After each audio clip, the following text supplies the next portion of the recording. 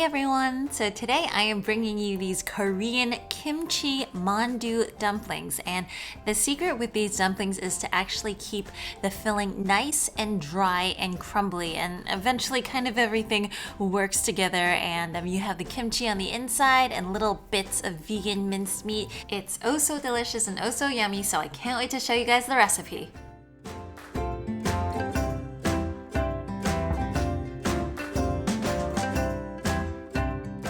Okay, so like I was saying, the key to this filling is to keep everything nice and dry. So I had a 1/4 cup of just very firm tofu that I've crumbled up and then I've put through kind of like a cheesecloth to wring out all of the additional liquid.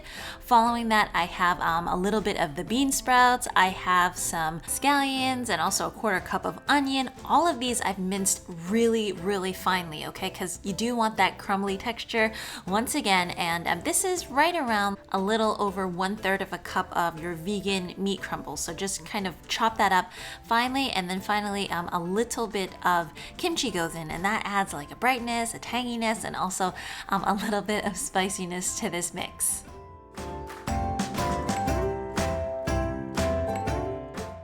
Okay, so onwards to the flavoring ingredients. So here I have a little bit of sesame oil, and that's going to make everything nice and nutty. I have the Lee Kimchi Double Deluxe soy sauce, which is some of my favorites. Recipe is all going to be down below, and of course these are the minced garlic and the minced ginger, so that everything can go really quickly for you guys. You know, fresh is best, but if you don't have it, these are lovely options as well.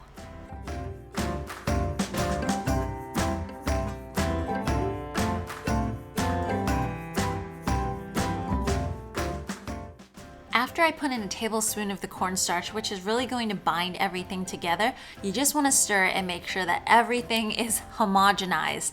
And then afterwards, it is a very good idea, because you know sometimes some of the vegetables and some of the tofu have additional liquid, to place this into a cheesecloth and just squeeze out any additional liquid, okay? Because that's crumbly texture. That is what we are going for.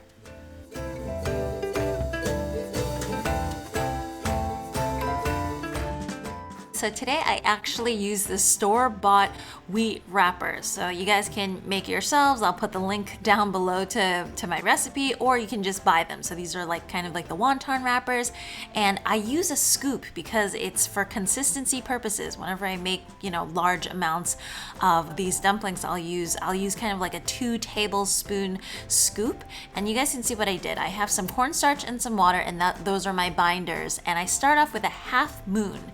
And then afterwards, I put a little bit more of the starch on one corner, and I kind of fold those 2 corners in together, and you get a nice kind of round dumpling like this. So we're gonna go and see that one more time.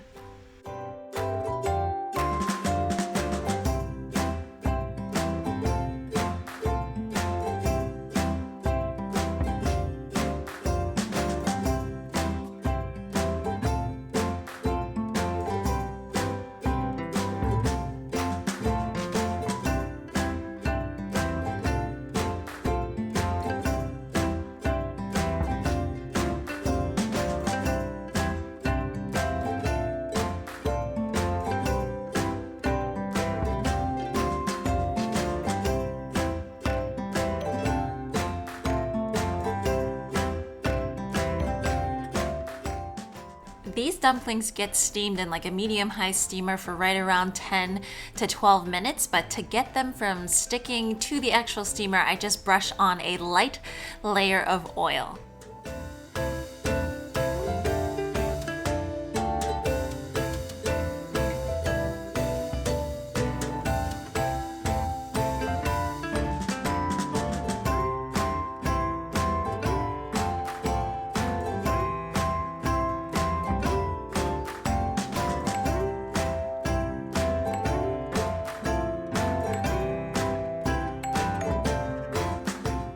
I love steamy, dreamy dumplings.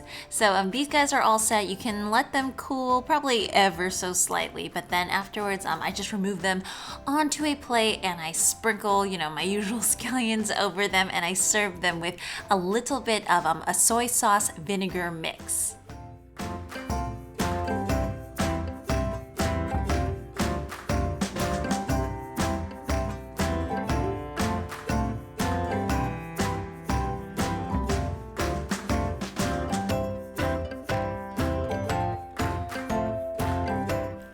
you can see that the filling is nice and crumbly in texture. There's like little bits of kimchi and scallions and also the crumbled tofu as well. So it's a very different texture than most Chinese dumplings, and I really quite enjoy it.